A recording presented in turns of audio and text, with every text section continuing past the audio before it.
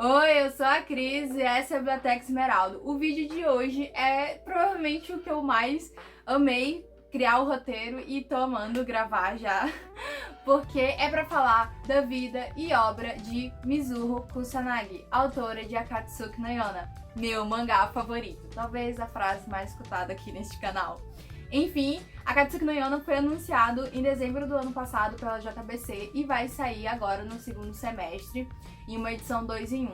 Então, por isso eu queria fazer um vídeo apresentando a mangaka, apresentando também um pouquinho da obra, para que mais pessoas conheçam e, sabe, deem uma chance para esse mangá que eu amo tanto. Então esse vídeo vai ser para falar um pouquinho da biografia da Mizuho Sensei e também para trazer alguns pontos sobre Yona. Então, vamos passear aí tanto pelas referências de Akatsuki no Yona, processo de criação, entre outras curiosidades.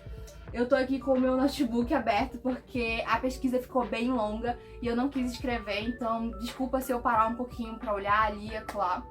Então, Mizuho Kusanagi, Mizuho é o primeiro nome dela, né? Kusanagi é o sobrenome. Ela nasceu em 3 de fevereiro de 1979 e é engraçado que um dos protagonistas da Yona é o Suhon, não sei bem como se pronuncia, e ela colocou o aniversário desse personagem dia 3 de fevereiro também.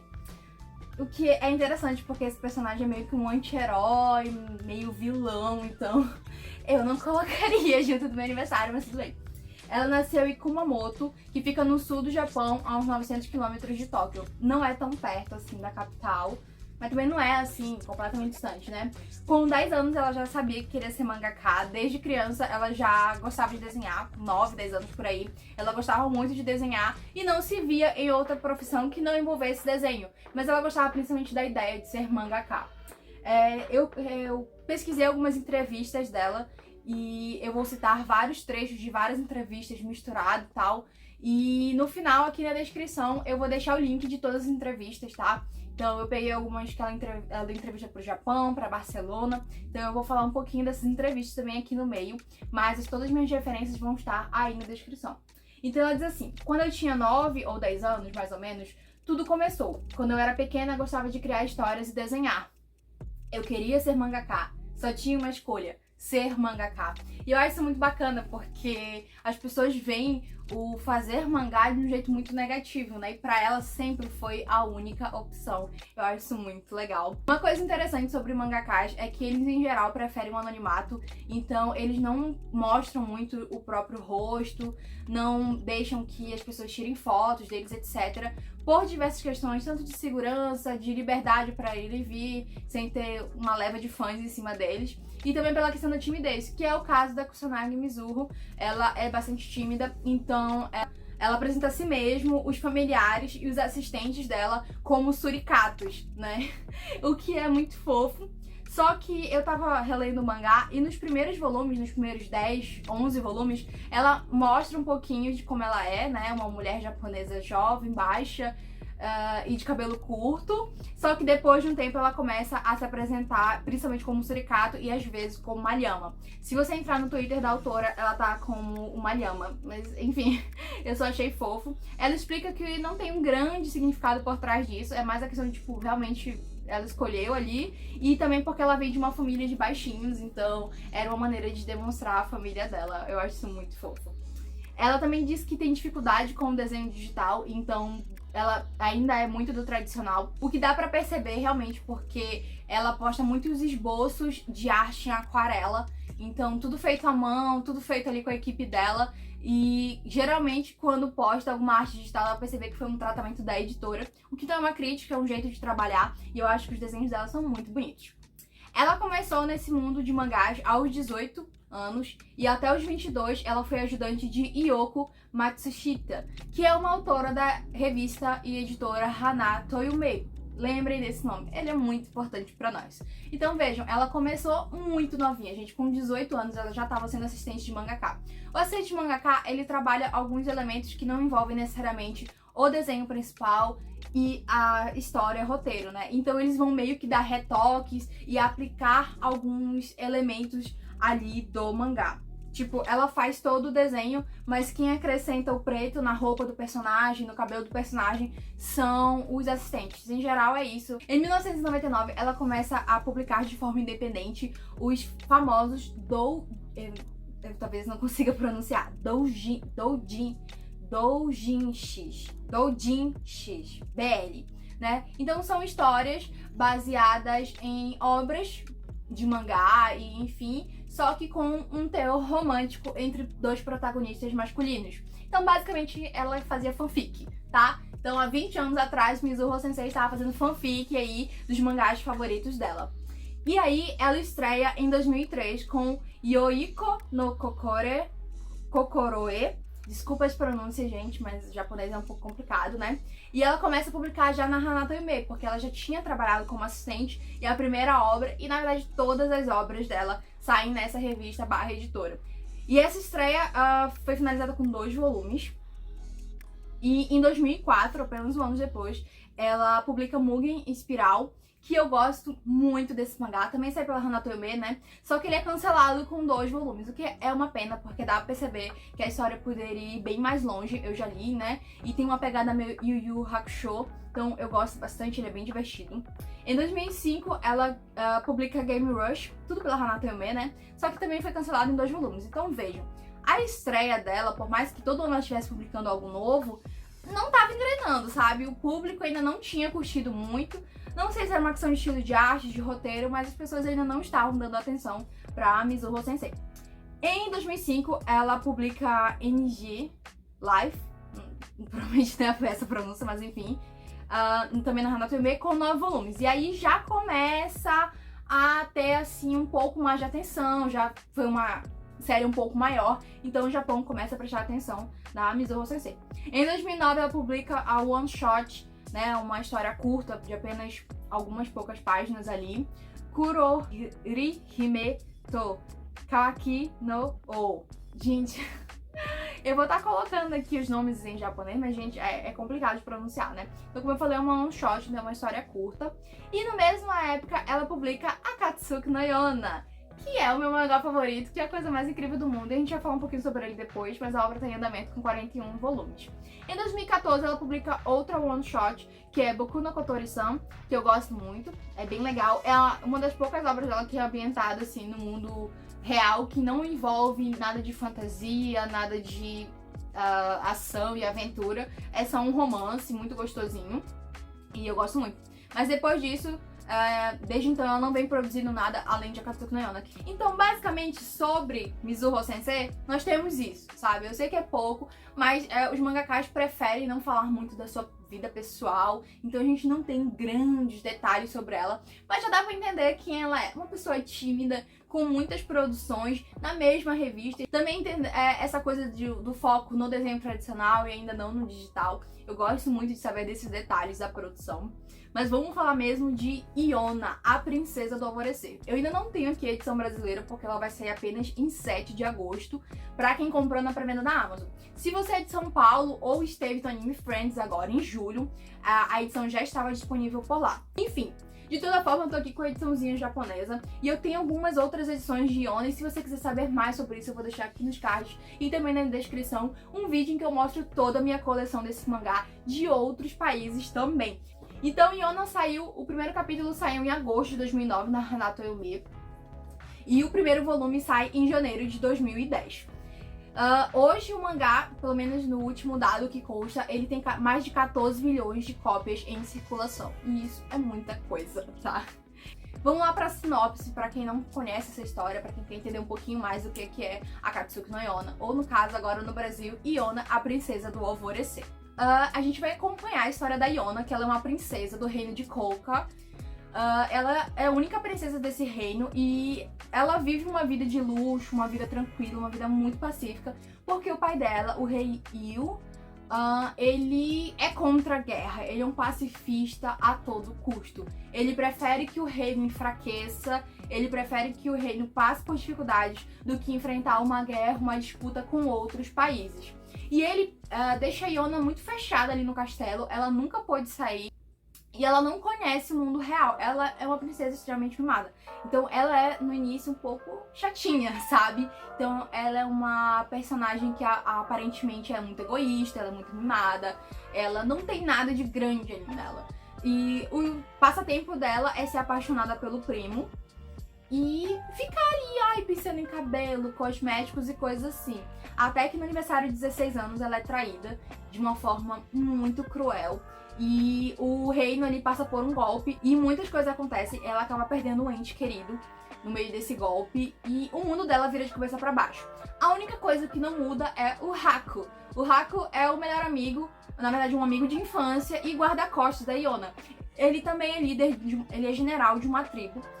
Porque essa nação é dividida em 5 tribos. Tribo do Céu, que é ligada à família real, a tribo do Fogo, a tribo da Água, a tribo do Vento e a tribo da Terra. O Haku é o general da tribo do Vento e ele é muito, muito forte. Ele é conhecido como o homem que vale 1000 soldados. Também é conhecido como Besta Trovão, porque ele é como uma tempestade dizimando tudo ao redor dele.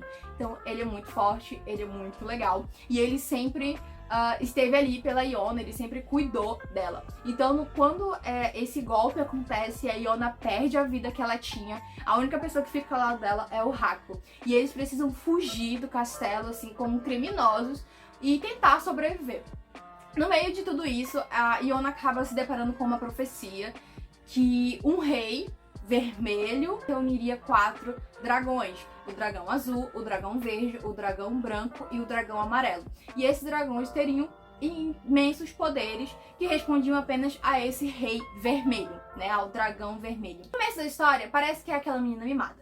E aí, no meio da história, a gente tem essa reviravolta, que é a traição que ela sofre, é a queda do reino ali, e você não sabe o que vai acontecer. E aí, depois tem a introdução desse elemento mitológico, fantasioso, que a Iona acaba se envolvendo. Depois de tudo isso, que parece que não vai funcionar, mas funciona e funciona muito bem, a gente vai ver o desenvolvimento da Iona muito bem feito, e feito de um jeito que te cativa demais. No começo, quem não gostava da Iona, é impossível você não acabar se apaixonando por essa personagem. E todos os personagens ao redor dela têm um processo de desenvolvimento muito interessante. E a história vai ganhando novos contornos. A gente vai ter elementos como drogas, escravidão, tráfico de pessoas, guerras ali. Então a gente vai ter o tempo todo uma aventura envolvendo ação, drama. E infelizmente algumas pessoas resumem Iona a um romance, mas o romance é o que o pessoal chama de queima-lenta, sabe? Aquele romance bem lento, mas que vale a pena também esperar por esses momentos. Então, alguns dos gêneros que a história se insere é ação, aventura, fantasia e, claro, romance. Algumas das referências que você vai ver é da China, Coreia e Japão antigos. Então, nas roupas dos personagens, tem muitos elementos da China, principalmente. Nos nomes dos personagens, a gente vai ter muitas referências à Coreia. E a arquitetura é uma mistura dos 3 países, então é bem interessante. Quando a Mizuho Sensei é perguntada sobre quais obras a inspiraram, ela diz assim: certamente fui influenciada por muitas obras, especialmente filmes de Hayao Miyazaki, o famoso diretor do estúdio Ghibli. E se falarmos de mangá, Senseiya, que aqui no Brasil é mais conhecido como Cavaleiros do Zodíaco. Quando ela vai falar sobre o desenvolvimento da Iona, tem alguns pontos que me saltam aos olhos também, que ela diz: uma pessoa não pode se tornar forte de uma só vez. Então eu vi muitas críticas a Iona no começo, tipo, ela é insuportável, não conseguia aguentar. Mas gente, esse é o processo. Ela precisava mostrar o desenvolvimento de alguma forma, e ela mostra esse crescimento da Iona, porque ela sempre dependeu muito das outras pessoas, né? Como princesa, ela tinha muitos criados. Ela sempre teve o Haku do lado dela. E aí agora ela tem só ela e o Haku ali no meio do mundo, sendo caçados por várias pessoas. Então ela precisa aprender a sobreviver. Ela precisa aprender sobre aquele reino. E é um processo interessante porque ela começa a perceber que o pai dela era um rei ruim. E isso é muito forte, porque ela passa pelas cidades e percebe: poxa, meu pai era rei aqui, mas ele não fazia um trabalho direito. Então ela assume como uma missão dela cuidar daquele reino. Então ela não vai atrás de vingança, ela não vai atrás do trono. Ela começa a cuidar daquele país e a partir disso ela vai ganhando força e carinho. O povo começa a amá-la demais por conta do cuidado que ela tem. E a Mizuho Sensei completa assim: é por isso que eu quis criar uma personagem que aprenda pouco a pouco para que ela mesma se abra para o mundo. Acima de tudo, meu objetivo era criar uma menina que se tornasse forte e crescesse sozinha. E isso realmente aconteceu. Se você comparar a Yona do primeiro capítulo com a Yona do capítulo 245, são mulheres completamente diferentes e o intervalo é curto, assim, pra gente foram mais de 10 anos, mas ali no mangá são alguns meses, mas o crescimento da Yona é muito, muito bom de ver. A Katsuki no Yona tem algumas adaptações, ela tem 2 adaptações pro teatro, a primeira saiu em 2016 e a segunda em 2018. Eu queria muito poder assistir isso, eu acho que deve ser uma experiência bem legal, e adapta os primeiros arcos ali do mangá. Em 2014 saiu um anime pelo estúdio Pierrot, acho que é isso, com 24 episódios e 2 OVAs. Infelizmente, adapta só 8 volumes do mangá, que é muito pouco, gente. A gente tá falando de um mangá de 41 volumes. E infelizmente nunca saiu uma segunda temporada, mas se você nunca teve contato com Yona, vale a pena dar uma olhada. O anime tá disponível na Crunchyroll, com legendas. Então, assim, você não tá ainda certo se quer comprar o mangá ou não, dá uma olhada no anime. Ele não é o mesmo que ler o mangá, tá? O mangá tá em um nível bem acima, mas já dá pra ter uma noção do que você vai encontrar, tudo bem? Em 2015 também saiu uma light novel, que é Onaji Tsuki no Shitade, que seria mais ou menos assim, debaixo da mesma lua, sobre a mesma lua, mais ou menos isso, que tem a arte da Mizuho Sensei, mas o roteiro ficou por Fujitani Toko. Quem não sabe, light novel é uma espécie de livro ilustrado, tá? Ela diz nessas entrevistas que não esperava que ficasse tão longo, ela não planejou exatamente o mangá ser tão longo, até porque ela veio de um histórico de séries canceladas, então ela tinha muito medo que a qualquer momento cancelassem Yona, e ela diz que é um termômetro no Japão.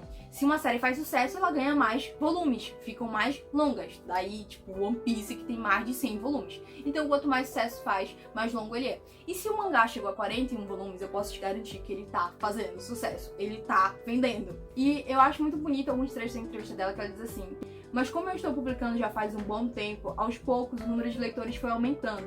E as reações me fizeram pensar que não foi um erro. Não foi um erro se tornar mangaka, né? Ainda bem que estou desenhando. E eu acho isso lindo demais, porque a Katsuki no Yona é uma história muito importante pra mim. Ela veio num período em que eu não tava me identificando mais como leitora, que eu tava muito desanimada com o meu curso, com a minha graduação em letras. E aí, quando eu li a Katsuki no Yona, já conhecia o anime e tal, mas quando eu fui pro mangá, eu fiquei, caramba, eu gosto muito de ler. Eu gosto de ser leitora. Então foi meio que me trouxe pra ativo ali, pra me reconhecer como leitora de novo. E acho que até por isso é um mangá muito importante, é uma obra muito importante pra mim. Eu digo que é a obra da minha vida, porque eu nunca tive uma conexão tão grande com alguma obra, com a obra de outra pessoa, sabe? E eu gosto muito de ver os comentários da Mizuho Sensei, o orgulho que ela tem de continuar desenhando essa obra, porque eu me sinto muito feliz. É algo que me faz muito bem ler a Katsuki no Yona e consumir coisas relacionadas à Katsuki no Yona. Não à toa eu falo muito aqui em todas as redes sociais, porque é uma obra muito importante pra mim. E importante pra outras pessoas também, né? A gente vai ver aí o mangá fazendo sucesso entre outros mangakás também. Só pra você ter uma ideia, Kentaro Miura, que infelizmente faleceu em 2021, o autor de Berserk, ele fez algumas artes pra Katsuki no Yona, então foi muito legal. Depois, na verdade, também dos comentários do Kentaro Miura, elogiando o mangá, fazendo artes pra divulgar a obra, que ela começou a ganhar um pouco mais de fama. Então, sobre a versão brasileira de Yona, a gente já tem algumas boas informações, né? Como eu falei, ficou aqui no Brasil como Yona Princesa do Alvorecer. Vai sair em formato 2 em 1, ou seja, 2 volumes da versão japonesa vão se tornar um volume na versão em português. A previsão de lançamento tá aí para 7 de agosto, o que é bem ruim, né? Já que eles já lançaram em julho no Anime Friends, era para chegar pro resto do Brasil em julho também, mas infelizmente teve esse atraso. O mangá vai ficar com 384 páginas e infelizmente eu não encontrei aqui na página da Amazon o nome da pessoa que traduziu. Você vai encontrar aí na descrição o link para compra do primeiro volume da pré-venda, tá? Que tá com promoção, 20% de desconto. Também vai encontrar link para Twitter da autora, da mangaka, pra quem quiser dar uma olhada, alguns vídeos que eu usei de referência, as entrevistas que eu usei de referência e também pro site da Hanato Yume, que é a editora que publica a Katsuki no Yona. Lá eles postam algumas informações, está tudo em japonês, mas você pode traduzir pelo computador, pelo celular, tem a opção. Então é isso, gente. Eu espero que tenha sido um bom panorama sobre a vida e obra de Mizuho Kusanagi e também um pouquinho mais aí sobre Yona, a Princesa do Alvorecer. Eu amo demais essa obra, eu amo demais essa mangaka. É sempre um prazer poder falar aqui e nas minhas outras redes sociais. Então, se você tiver a oportunidade, se você tiver a chance, por favor, leia, compre, divulgue a Katsuki no Yona. Cris, eu não tenho dinheiro agora. Não tem problema, manda pro seu produtor de conteúdo favorito, manda pra alguém que você sabe que pode ler e divulga essa obra tanto quanto possível. A gente tá falando de um mangá maravilhoso, que tem ótimo desenvolvimento, ótimos personagens, que é divertidíssimo, mas muito envolvente, cheio de drama. Então é muito legal que as editoras estejam investindo em obras que a gente tem pedido há tanto tempo. A Katsuki no Yona já tem mais de 10 anos e só agora chegou no Brasil. Claro que eu deixo aqui meu agradecimento, apesar de tudo, para a editora JBC por estar publicando esse mangá, que é o meu mangá favorito, a toda a equipe editorial envolvida nesse processo. Tenho críticas a alguns elementos do mangá, mas ainda assim eu tô muito feliz por darem uma chance a essa obra. Quero agradecer também aqui às scans que traduziram quando a gente pensou que nunca viria, em especial a Toshua Yume, que foi a scan que me fez conhecer a Katsuki no Yona, de fato, o mangá. Né? Agradecer a minha amiga Luciana por ter me indicado lá atrás o anime. Sem você nada disso teria acontecido, então muito obrigada pelo vício aí. E agradecer a todo mundo que acompanha aqui o BS, né? Eu não quis comentar no começo do vídeo, mas eu fiquei um pouquinho parada, muitas coisas aconteceram, mas eu tô muito feliz de estar de volta e poder falar de Yona. Claro, tinha que ter, né, gente? Então é isso, se você puder, compre a Katsuki no Yona, dá uma olhada aí na descrição que vai ter muitos links interessantes, indicações de vídeo também. Se puder, dá uma olhada nas minhas redes sociais, porque eu tô falando lá o tempo inteiro de mangás, do que tá saindo, principalmente de demografia feminina. Então é isso, até o próximo e leia Yona, a Princesa do Alvorecer.